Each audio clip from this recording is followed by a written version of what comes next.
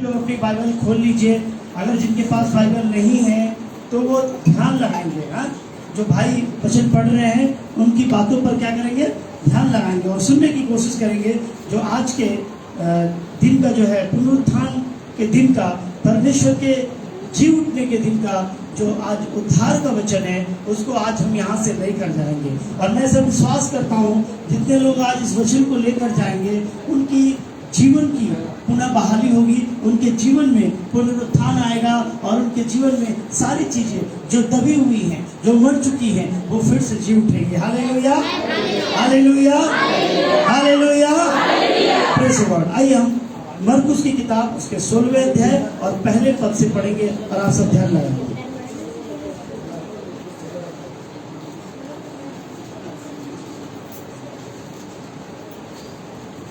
मरकुस की किताब 16 अध्याय। जब सबत का दिन बीत गया, हाँ, तो मरियम मगदलीनी, हाँ, यहाँ आइए भैया। ऐसा लगेगा कोई बाहर से कोई ना दिखने वाला व्यक्ति बोल रहा है।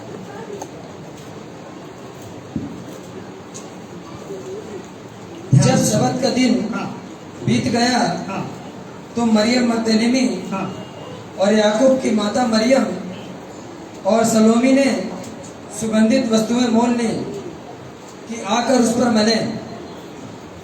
सप्ताह के पहले दिन बड़े भोर जब सूरज निकला ही था, वे कब्र पर आई और आपस में कहती थी, हमारे लिए कब्र के द्वार पर से पत्थर कौन लुकाएगा।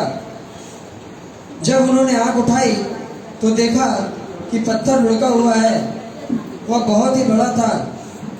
कब्र के भीतर जाकर उन्होंने एक जवान को श्वेत वस्त्र पहने हुए दाहिनी ओर बैठे देखा और बहुत चकित हुई। उसने उनसे कहा, चकित मत हो, तुम यीशु नासरी को जो क्रूस पर चढ़ाया गया था ढूंढती हो। वह जी उठा है, यहाँ नहीं है। देखो, यही वह स्थान है जहाँ उन्होंने उसे रखा था। परंतु तुम जाओ और उसके चेलों और पतरस से कहो कि वह तुमसे पहले गलील को जाएगा। जैसा उसने तुमसे कहा था, तुम वहीं उसे देखोगे। और वे निकलकर कब्र से भाग गई, क्योंकि कपकपी और घबराहट उन पर छा गई थी। और उन्होंने किसी से कुछ न कहा, क्योंकि डरती थी।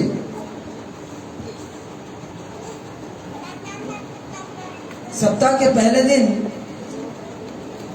भोर होते ही वह जी उठकर पहले पहल मरियम मगदलीनी को, जिसमें से उसने 7 दुष्ट आत्माएं निकाली थी, दिखाई दिया। उसने जाकर यीशु के साथियों को, जो शोक में डूबे हुए थे और रो रहे थे, समाचार दिया। उन्होंने यह सुनकर कि वह जीवित है और उसने उसे देखा है, प्रतीति न की। इसके बाद वह दूसरे रूप में उनमें से 2 को, जब वे गांव की ओर जा रहे थे, दिखाई दिया। उन्होंने भी जाकर दूसरों को समाचार दिया, परंतु उन्होंने उनकी भी प्रतीति न की।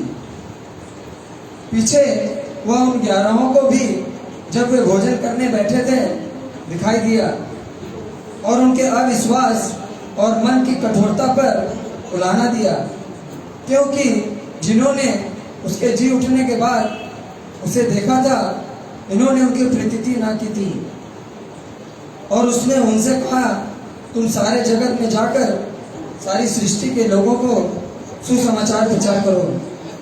जो विश्वास करे और बपतिस्मा ले, उसी का उद्धार होगा, परंतु जो विश्वास ना करेगा वह दोषी ठहराया जाएगा। आमीन, हालेलुया। परमेश्वर का धन्यवाद, परमेश्वर के अद्भुत कलाम को पढ़ने के लिए। हालेलुया। हम जब मरकुस की किताब उसके 16वें अध्याय को पहले पद से लेकर 16वें पद तक पढ़ते हैं तो हम क्या देखते हैं, यीशु को जो है मारा गया और उसको कब्र में रखा गया। लेकिन यीशु मसीह ने अपने जी उठने के बारे में पहले ही अपने चेलों को और यरूशलेम के लोगों को, नासरत के लोगों को, गलील के लोगों को पहले ही बता दिया था कि मैं क्या हो जाऊंगा, मुर्दों में से मैं क्या हो जाऊंगा, जी उठूंगा। Hallelujah, hallelujah. मैं देखता हूँ कि मैं आज इस बात को अपने एक भाई के साथ शेयर कर रहा था। मैंने उनको बताया कि इस दुनिया में बहुत सारे नबी हैं, बहुत सारे पीर पैगंबर हैं और बहुत सारे तत्वदर्शी धर्मी जन, बहुत सारे लोग इस दुनिया में मौजूद हैं जो लोगों की भलाई के लिए, भले ही उनका रास्ता कुछ भी हुआ हो, लेकिन लोगों की भलाई के लिए इस दुनिया में आए और लोगों का किसी न किसी रीति से, जैसा उनको समझ में आया ऐसा उन्होंने क्या किया, लोगों के लिए भलाई का काम किया। लेकिन जब हम देखते हैं उनके शरीर त्याग के बारे में, जब हम देखते हैं तो क्या हम देखते हैं कि एक लिमिटेड एज के बाद, एक जो है अमूमन उम्र के बाद उन्होंने अपने शरीर को क्या किया, छोड़ दिया। और जब शरीर को छोड़ दिया, उनका शरीर उनके प्राण से अलग हो गया, तो हम देखते हैं कि आज दिन तक उस शरीर को छोड़ने के बाद उनका कोई अस्तित्व हमारे सामने नजर नहीं आता है और न ही उनका कोई इतिहास हमारे सामने नजर आता है। लेकिन हम उनके बारे में सुनते जरूर हैं कि ऐसा हुआ था, वैसा हुआ था, लेकिन आज तक हमने ये नहीं सुना कि कोई मरा हो और मुर्दों में से फिर जिया हो। लेकिन जब हम यीशु मसीह के बारे में देखते हैं, जैसा भी हमने 16वें अध्याय में पढ़ा, तो हमने देखा कि वो मुर्दों वाली कब्र में रखा हुआ था और सप्ताह के पहले दिन में मरियम जो है, जिसके 7 दुष्ट आत्माएं थी, और मरियम मगदलिनी, वो सप्ताह के पहले दिन अनमोल चीजों को लेकर, इत्र को लेकर, लेप को लेकर यीशु मसीह के कब्र के पास आती है कि यीशु मसीह के शव को वो लगाएं, क्योंकि ऐसा उस समय की रीति हुआ करती थी। जब लोग मर जाते थे, उनको कब्र में डालने से पहले विशेष इत्र से और विशेष लेप से उनके शरीर को क्या किया जाता था, लेप दिया जाता था और उन पर पट्टियां बांधी जाती थी और पट्टियां बांधकर उनको कब्र में रख दिया जाता था। और रखने के 1, 2, 3 दिन बाद उनको क्या किया जाता था, फिर से वही लेप और इत्र उन पर डाला जाता था, ताकि कोई तरह की दुर्गंध या कोई तरह का बैक्टीरिया उनके अंदर ना लगने पाए। कई बार क्या होता है, हमारा शरीर जो होता है वो, हम मर जाते हैं तो धीरे धीरे उसमें बदबू आना चालू हो जाती है, उसको सड़ना चालू हो जाता है, कीड़े खाना चालू कर देते हैं। तो उनको कीड़े ना खाया करके उनका शरीर अच्छी रीति से जो है डिल्यूट होकर के वो विशेष इत्र और लेप लगाते थे उस समय। उस दिन भी जो है यीशु के मरने के बाद नारिया जो है, मरियम और मरियम मगदलिनी, ये लोग विशेष इत्र को लेकर यीशु मसीह के कब्र पे जाती है, ताकि वो जो है उनके जो है कब्र पे उस शव पर उसको लगाए। लेकिन जैसे ही वो कब्र के पास जाती है, देखते हैं कि वहाँ यीशु मौजूद नहीं है, क्योंकि यीशु मुर्दों में से जी उठा था। Hallelujah, hallelujah. लेकिन यीशु जी उठा, कुछ लोग विश्वास करेंगे और कुछ लोग विश्वास नहीं करेंगे। जैसे जो स्त्रियां उनके पास आई थी, उन्होंने भी उसकी प्रतीति नहीं की। जिनको उन्होंने जाकर बताया, उन्होंने भी उसकी प्रतीति नहीं की, उसका विश्वास नहीं किया। बाद में 11 चेलों को भी बताया गया कि यीशु मुर्दों में से जी उठा है, लेकिन उन लोगों ने क्या किया, विश्वास नहीं किया। और आज हम में से भी बहुत सारे लोग यहाँ बैठे हुए हैं जो कभी भी इस बात पे विश्वास नहीं करते हैं कि यीशु मारा गया, गाड़ा गया और मुर्दों में से 3 दिन बाद जी उठा। Hallelujah, hallelujah, hallelujah. लेकिन मैं आपको बताना चाहता हूँ कि यीशु जो मारा गया और मुर्दों में से जी उठा, ये कोई अनहोनी बात नहीं थी। ये कोई एक दिन में या अचानक कोई एक्शन नहीं हुआ, या अचानक इस बात को लोगों के सामने नहीं लाया गया कि यीशु मर गया और वो फिर मुर्दों में से जी उठा। बल्कि यीशु यरूशलेम में आने से पहले, यीशु क्रूस पर चढ़ने से पहले, यीशु कब्र में रखे जाने से पहले, यीशु ने अपने लोगों से बताया कि देखो मैं मारा जाऊंगा, मैं गाड़ा जाऊंगा और मैं मुर्दों में से 3 दिन बाद उठ जाऊंगा। हालेलुया। और ये यीशु ने भविष्यवाणी, आने वाली बातों को यीशु ने बताया था।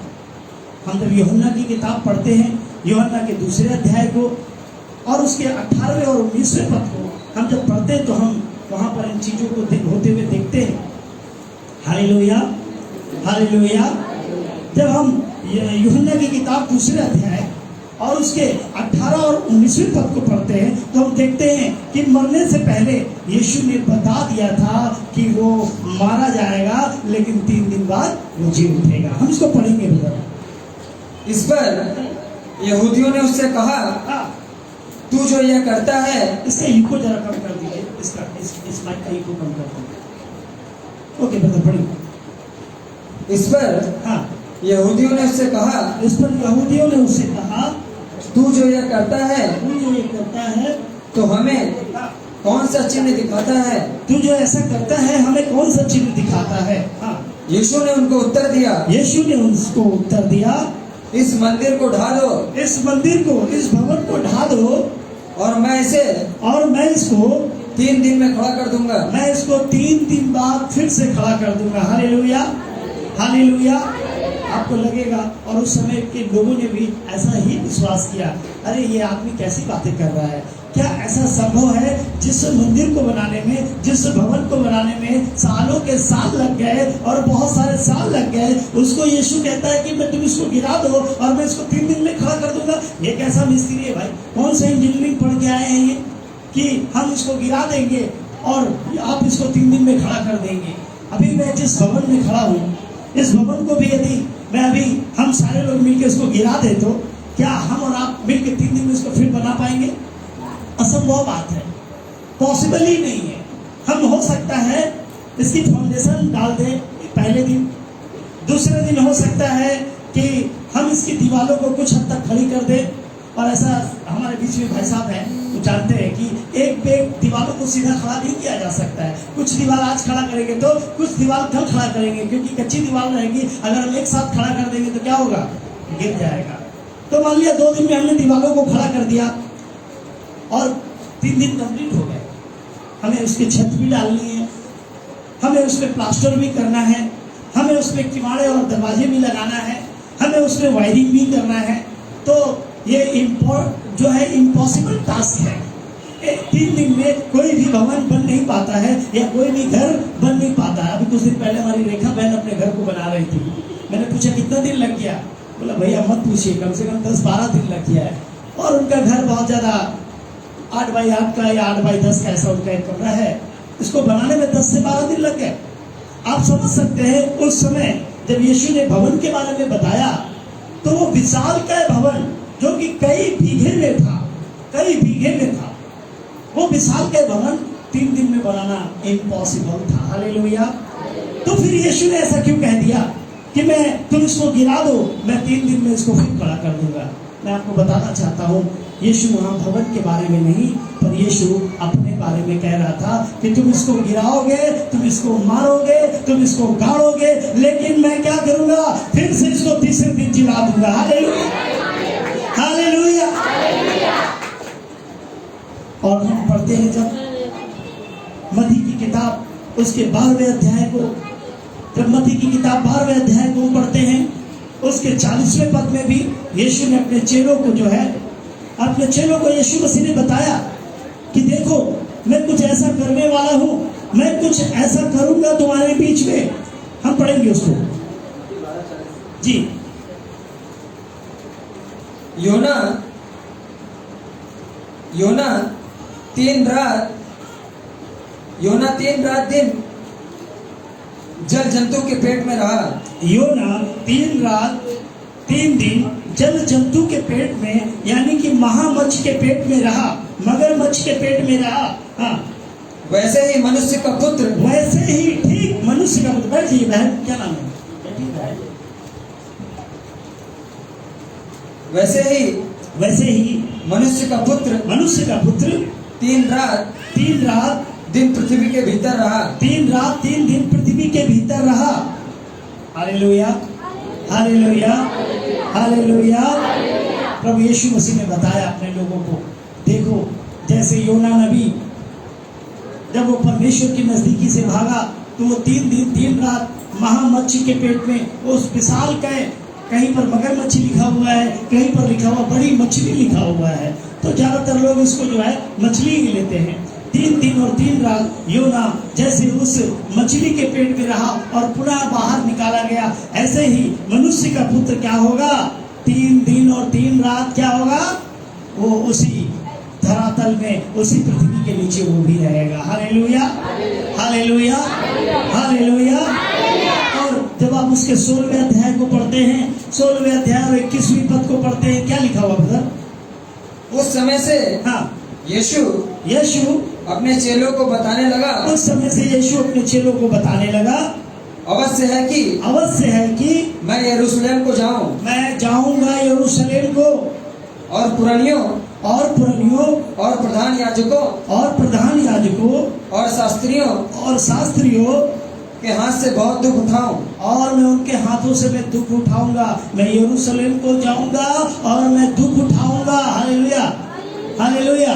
मैं गुड फ्राइडे के दिन बता रहा था कि यदि हम में से यहाँ बैठे किसी को पता चल जाए ना कि कल हम मरने वाले हैं ना, तो पता नहीं हमारा क्या हाल होगा। यीशु को सब पहले से पता था। यीशु कहता है ये जरूरी है कि मैं यरूशलेम को जाऊंगा और पुरनियों और बहुत सारे लोगों के हाथों में दुख उठाऊंगा।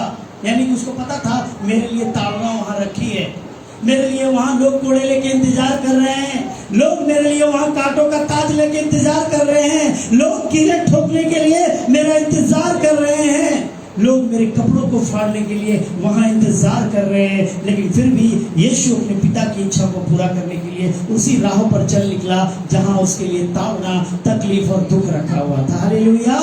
हाँ, क्या लिखा हुआ? हाँ जी। उस समय से यीशु अपने चेलों को बताने लगा, अवश्य है कि मैं यरूशलेम को जाऊंगा, और पुरनियों को और प्रधान याजकों को और शास्त्रियों के हाथ से बहुत दुख उठाऊं, और मैं उनके हाथों से दुख उठाऊंगा और मार डाला जाऊं, और मैं मारा भी जाऊंगा, और तीसरे दिन जी उठूंगा, और मैं तीसरे दिन फिर जी उठूंगा। हालेलुया। यीशु ने पहले बताया कि मेरे साथ ऐसा होगा, लोग मुझे मारेंगे, मुझ पर ताड़ना करेंगे, लेकिन तुम चिंता नहीं करना, मैं फिर तीसरे दिन जी उठूंगा। हालेलुया। जो यीशु अपने बारे में ये बार बार बता रहा है, कुरिन्थियों की किताब में भी जब आप पढ़ेंगे, पहला कुरिन्थियों 15 अध्याय और 3 और 7 में जब आप पढ़ेंगे, वहां यीशु बार बार बता रहा है, पौलुस ने भी बार बार बता रहा है, यीशु ने अपने बारे में कई बार भविष्यवाणियां की कि वो मारा जाएगा, गाड़ा जाएगा और 3 दिन बाद जी उठेगा। तो यीशु का जी उठना आकस्मिक बात नहीं थी। यीशु का उठना, जी उठना कोई अचानक होने वाली घटना नहीं थी। यीशु का मुर्दों में से खड़ा हो जाना, अपने लोगों को दिखाई देना, ये कोई दुर्भाग्यवश वाली घटना नहीं थी, अनफॉर्चुनेट घटना कोई नहीं थी। ये सोची समझी परमेश्वर की योजना थी जिसे उसे काम करना था। हालेलुया। यीशु मारा गया, जैसे हमने अभी मरकुस की किताब में पढ़ा, उसके 16वें अध्याय में 1 पद से लेकर 16वें पद तक, और हमने भविष्यवाणियों को भी पढ़ा कि कैसे यीशु ने अपने जी उठने के बारे में अपने चेलों को, यरूशलेम के लोगों को, नासरत के लोगों को, गलील के लोगों को बता दिया कि मैं उठूंगा, मुर्दों में से जी उठूंगा। हालेलुया। और 16वें अध्याय को जब हम पढ़ते हैं, हमने देखा कि जब वो कब्र में तीसरे दिन उससे मिलने के लिए मरियम और मरियम मगदलिनी वहां जाती हैं अपने बहुमूल्य इत्र और लेप को लेकर, तो वहां वो देखती है कि वो पत्थर तो लुढ़का हुआ है। जो विशाल का पत्थर यीशु मसीह की कब्र पे रखा हुआ था, वो लुढ़का हुआ है। वो अंदर जाती है तो देखती है यीशु अपनी कब्र में नहीं है, उसके सिर्फ वहां कपड़े पड़े हैं, लेकिन यीशु नहीं है। तभी अचानक वहां एक स्वर्गदूत प्रकट होता है और कहता है, तुम किसको ढूंढ रही हो? क्या तुम यीशु को ढूंढ रही हो? तुम जीवित को मुर्दों में क्यों ढूंढ रही हो? हालेलुया। वो क्या कहता है, तुम जीवित को मुर्दों में क्यों ढूंढ रही हो? क्या उसने तुमसे नहीं कहा था कि मैं 3 दिन बाद जी उठूंगा? और वहां से निकलकर मरियम और मरियम मगदलिनी 2 और चेलों के पास जाती है। वो कहती है, देखो यीशु जी उठा है। और उसके बाद वो और 11 के पास भी जाती हैं और बताती है, यीशु जी उठा है। हालेलुया। हम यहाँ पे कुछ घटनाओं को देखते हैं, जैसे कि हम देखते हैं सप्ताह के पहले दिन को। आज भी बहुत सारे लोग हैं जो शनिवार को आराधना करते हैं, और शनिवार को आराधना करने के लिए बहुत सारे लोगों को प्रेरित भी करते हैं कि शनिवार को आराधना करो, शनिवार को आराधना करो। मैं मानता हूं कि शनिवार सबत का दिन है, लेकिन हमारे यीशु के जी उठने का दिन सप्ताह का पहला दिन है। हालेलुया। वो रविवार का दिन था, सप्ताह का पहला दिन था कि हमारा यीशु जी उठा और हम उस दिन आराधना करते हैं, उसके नाम की प्रशंसा उस दिन करते हैं। और हम देखते हैं कि मरियम मगदलिनी और मरियम ये बहुमूल्य इत्र को लेकर परमेश्वर की कब्र के पास सप्ताह के पहले दिन जाती हैं। सप्ताह के पहले दिन जाती है और क्या देखती है कि यीशु वहां नहीं है। हम में से बहुत सारे लोग यीशु से मिलने के लिए रविवार यानी कि सप्ताह के पहले दिन यहाँ आते हैं, और कुछ लोग जो है अपने काम का बहाना दिखाकर, अपने घर का बहाना दिखाकर घर में ही सो जाते हैं। उनके हिसाब से सप्ताह का पहला दिन आनंद करने का दिन है, उनके हिसाब से सप्ताह का पहला दिन मटन या चिकन या मछली खाने का दिन है, शरीर को रेस्ट देने का दिन है। लेकिन बाइबल कहती है सप्ताह का पहला दिन हमारे परमेश्वर को देने का दिन है। हालेलुया। सप्ताह का पहला दिन हमारे परमेश्वर को देने का दिन है, और सप्ताह के पहले दिन जब आप अपने परमेश्वर से मिलने जाते हैं तो खाली हाथ न जाया करें। जब सप्ताह के पहले दिन रविवार की आराधना के दिन जब आप परमेश्वर के नजदीकी में आते हैं तो खाली हाथ ना आया करें। मरियम और मरियम मगदलिनी के समान बहुमूल्य चीजों को परमेश्वर की नजदीकी में लेकर आया करें, ताकि वो परमेश्वर को समर्पित कर सके। हम इत्र तो नहीं ला सकते इस समय, लेकिन हम बढ़ चढ़कर अपने दान को और अपने दशवांश को परमेश्वर की नजदीकी में ला सकते हैं। लेकिन हमने ये सारी बातें सुनने के बाद में भी जब हम सप्ताह के पहले दिन आते हैं यीशु से मिलने के लिए, हमारे हाथ बिल्कुल खाली रहते हैं। और हम जब कुछ लोग देते भी हैं तो क्या करते हैं पता, वो सबसे कम, सबसे घिरा हुआ चीज वो परमेश्वर को समर्पित करते हैं, जो उनके लिए यूजलेस है, जो जिनको उनके जीवन में जरूरत नहीं है। वो चीजें सोचते हैं ये बेकार चीज है, चलो इसको यीशु को दे देते हैं। मैं आपको बताना चाहता हूँ सप्ताह का पहला दिन बहुत इंपॉर्टेंट दिन होता है। सप्ताह का पहला दिन हमारे यीशु के जी उठने का दिन होता है। सप्ताह का पहला दिन मरियम और मरियम मगदलिनी के समान परमेश्वर की नजदीकी में जाने का दिन होता है। और सप्ताह का पहला दिन बहुमूल्य इत्र और बहुमूल्य चीजों को परमेश्वर की नजदीकी में ले जाने का दिन होता है। आप कभी भी सप्ताह का पहला दिन एब्सेंट ना करें, क्योंकि वो दिन हमारे यीशु के जी उठने का दिन है। हो सकता है जैसे सप्ताह के पहले दिन यीशु जी उठा, आप यदि यीशु से मिलने आते हैं तो आपके जीवन की सारी संकट, सारी तकलीफें, सारी बीमारियां निकल कर आपके जीवन में नया पुनरुत्थान और नया जीवन अंकुर के समान फूट निकले। इसलिए सप्ताह का पहला दिन कभी मिस ना करें आप।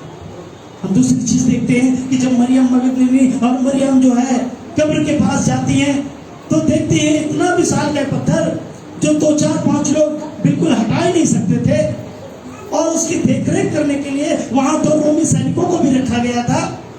लेकिन जब मरियम मगदलिनी वहां जाती है तो देखती है उस गुफा का जो पत्थर है वो क्या है, हटा हुआ है। मैं आपको बताना चाहता हूं, यदि आप विश्वास के साथ यीशु के पास आते हैं, पत्थर भले ही कितना बड़ा हो सकता है 1 या 2 या आपसे वो ना हट पाए, लेकिन यीशु हर एक पत्थर को हटाने की कुव्वत रखता है। जिस पत्थर को 2-4-10 आदमी मिलके हटा नहीं सकते थे, यीशु के सामर्थ्य ने उस पत्थर को अपने आप हटा दिया। हो सकता है आपके जीवन में भी बहुत सारे ऐसे रोधक चीजें, विरोधी चीजें, पत्थरों के समान चीजें आपके जीवन में भी रखी हूं। मैं आपको बताना चाहता हूं, जब आप यीशु के पास आते हैं तो विश्वास के साथ आइए, क्योंकि यीशु उनको हटाने की कुव्वत रखता है।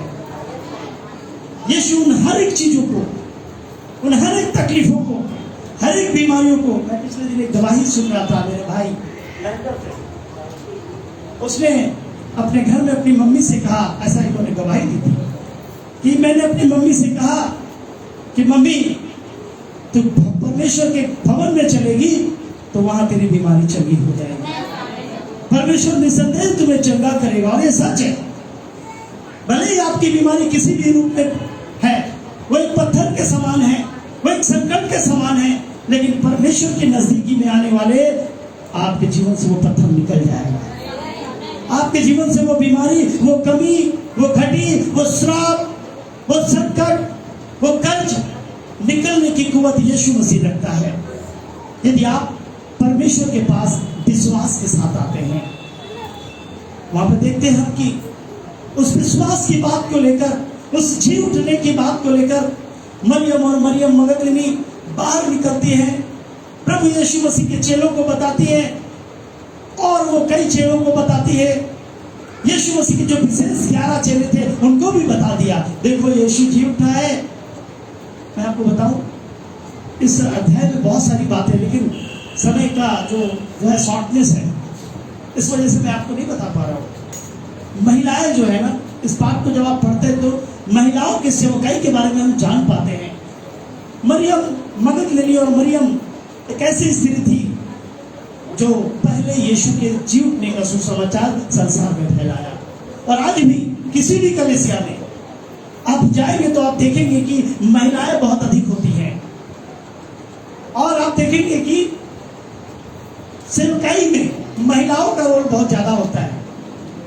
भाई लोग जो है अपने ऑफिस चले जाते हैं, और ऑफिस से आने के बाद हमारे महेंद्र भाई के समान थक कर पूरी तरह से सो जाते हैं, और सोने से पहले ये जो स्नान करते हैं वो विराट स्नान है, तो इनको समय नहीं है।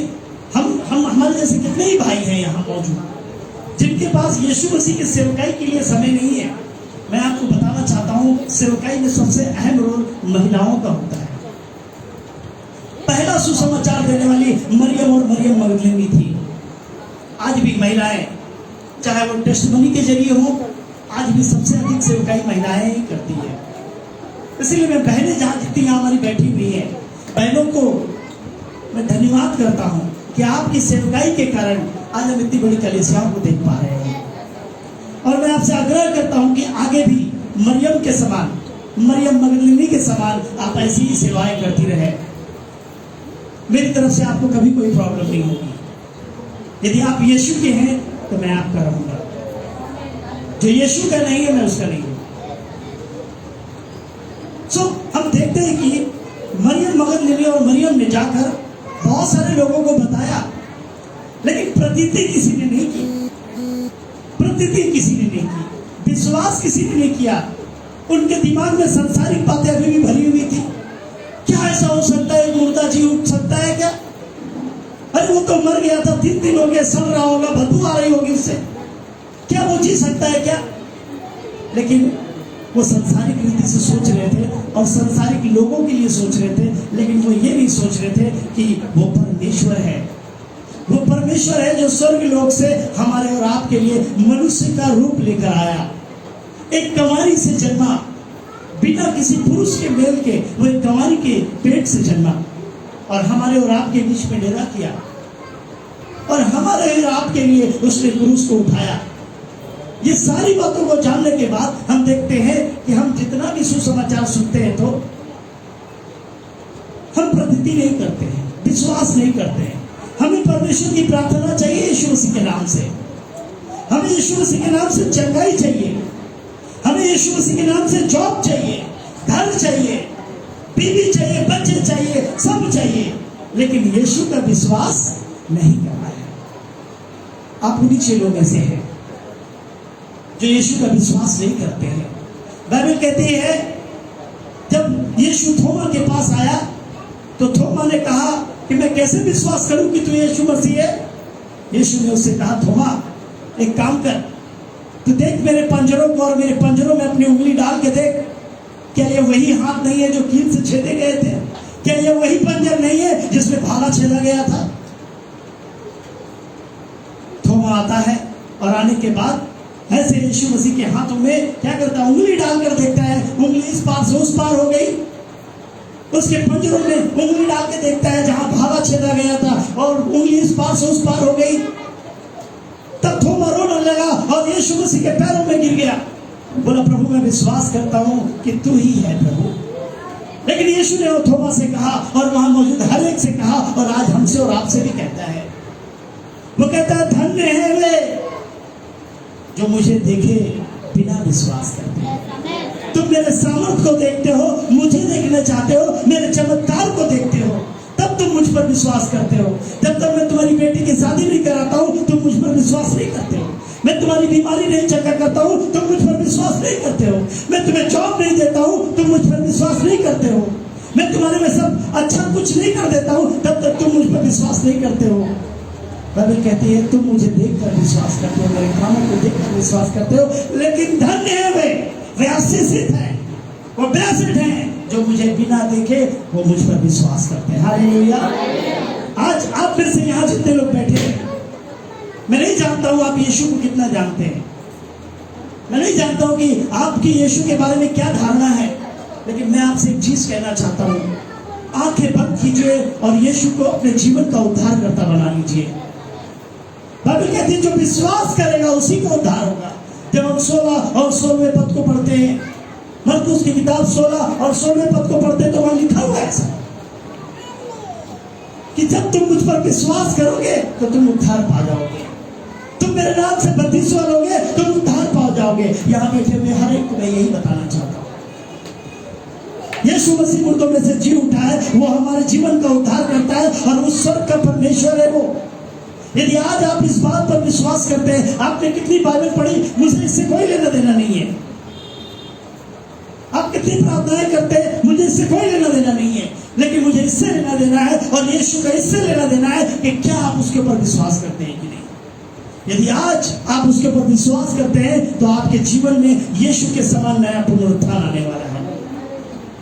यदि आप आज उसके ऊपर विश्वास करते हैं, आप भी जी उठने वाले हैं। हालेलुया।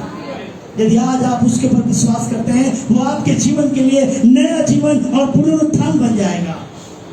ये मत देखिए कि जब ये मुझे देगा तभी विश्वास करूंगा।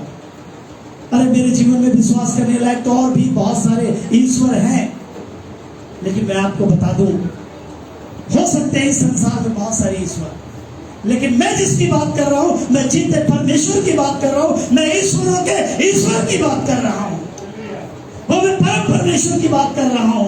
आप ईश्वर की हो सकता बात कर रहे हैं, मैं परम परमेश्वर की बात कर रहा हूं। आप यहाँ वहां रहने वालों की बात कर रहे हैं, मैं स्वर्ग पे बैठे होने वाले की बात कर रहा हूं आपसे। बहुत सारे आए और बहुत सारे चले गए, लेकिन जीवित सिर्फ एक ही है, सिर्फ और सिर्फ एक ही जीवित है।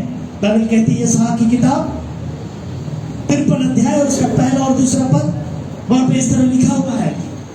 जब आप यशायाह की किताब पढ़ते हैं, उसके 53 अध्याय को और पहले और दूसरे पद को पढ़ते हैं, जो समाचार हमें दिया गया, जो समझ, ध्यान से सुनिए प्लीज, बच्चों को संभालो। क्या नाम है? सुनीता बहन, बाइबल पे हाथ रख रही हो, ऐसे नहीं करना बेटा। हाँ जी पढ़िए।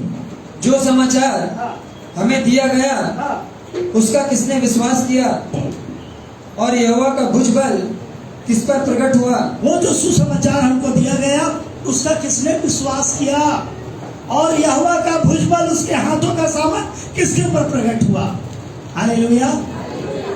हाँ, क्योंकि वह उसके सामने अंकुर के समान और ऐसी जड़ के समान होगा जो निर्जल भूमि में फूट निकले। उसकी ना तो कुछ सुंदरता थी कि हम उसको देखते, और ना उसका रूप ही हमें ऐसा दिखाई पड़ा। उसके सुसमाचार का किसने विश्वास किया, और उसका भुजबल किसके ऊपर प्रकट हुआ। उसके हाथों का समय बेटा, हेलो, हालेलुया। तो उसका सामर्थ्य किसके ऊपर प्रकट हुआ, उसके वचन का किसने विश्वास किया। जिसने विश्वास किया उसके जीवन में जैसे सूखी भूमि पर अंकुर फूट निकलता है ना, सूखी भूमि पर अंकुर फूट निकलता है ना, जिसने विश्वास किया उसकी आशीष से उसके जीवन में ऐसे ही फूट निकलती है। आपने देखा खजूर के पेड़ को, देखा खजूर के पेड़ को कितने लोगों ने देखा, खजूर के पेड़ को कितने लोगों ने देखा, 1 2 3 4, कुछ कम लोगों ने देखा। आपने देखा, ओके। खजूर के पेड़ की एक स्पेशलिटी होती है पता, वो खास करके मरुस्थलीय इलाके में ज्यादा होता है, सूखी जमीन पर ज्यादा होता है। और आपको मैं बताऊं, हेलो, नेक्स्ट टाइम से इन लोग को लेके पीछे बैठना है, डिस्टर्ब करते हैं बच्चों को, सबको वहां पीछे बैठाना गेट के पास। खजूर का पेड़ जो है वो सूखी जमीन पर होता है, मरुस्थलीय इलाके में होता है। और आपको बताऊं कि बहुत ज्यादा तादाद में होता है। जब एक पेड़ को अधिक से अधिक पानी की जरूरत होती है, जब एक पेड़ को खाद की जरूरत होती है, मैं आपको बताऊं कि ना वो पानी की जरूरत मांगता है, ना खाद की जरूरत मांगता है। मरुस्थलीय और सूखे इलाके में वो भरपूरी के साथ निकल आता है और सबसे ज्यादा मजबूत और सबसे ज्यादा लंबा और सबसे पौष्टिक फल देने वाला अपने आप आ जाता है। क्यों पता है? क्योंकि उस पर परमेश्वर का अनुग्रह है। और परमेश्वर का अनुग्रह उन पर भी होता है जो इस सुसमाचार का प्रचार का विश्वास करते हैं, वो कि यीशु मसीह मेरे लिए मारा गया, गाड़ा गया और मेरे लिए फिर से जी उठा। यीशु मसीह मेरे लिए मारा गया, मेरे लिए गाड़ा गया और मेरे लिए फिर से जी उठा। Hallelujah, hallelujah. जो ये विश्वास करते कि यीशु मसीह मेरा उद्धार करता है, यीशु मसीह मेरा परमेश्वर है, उसका सामर्थ्य, उसकी कुव्वत, उसका दया, उसका अनुग्रह उसी व्यक्ति पर जो है उसी अंकुर के समान फूट निकलता है जैसे खजूर का पेड़। Hallelujah, hallelujah.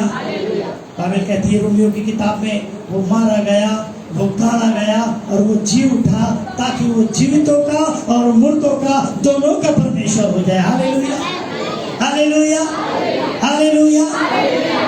आप ऐसा मत सोचिए कि यीशु मसीह मारा गया, 3 दिन कब्र के नीचे जो है पड़ा रह गया, ऐसा नहीं सोचना है। यीशु मसीह मारा गया और मरकर 3 दिन कब्र में नीचे पड़ा रह गया, नहीं। वो इस समय भी योजना के अंदर में था। इस समय भी यीशु मसीह कब्र के अंदर में भी योजना के तहत काम कर रहा था। जब वो पृथ्वी पर था तो अपने पिता की योजना के तहत काम कर रहा था। जब वो कब्र में गया तो भी वो योजना के तहत काम कर रहा था। पता आपको वो क्या कर रहा था? वो मुर्दों को सुसमाचार दे रहा था।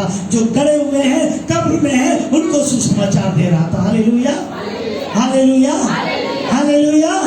ताकि कोई नष्ट ना, वहां भी काम कर रहा था। उसका जीना एक योजना थी, उसका मरना एक योजना है और उसका जी उठना भी एक योजना है। और जो इस बात पर विश्वास करते हैं, यीशु मसीह उनके जीवन में नई नई योजना और नया पुनरुत्थान और नया जीवन और नई आशीषों के साथ उनके जीवन में काम करता है। हालेलुया।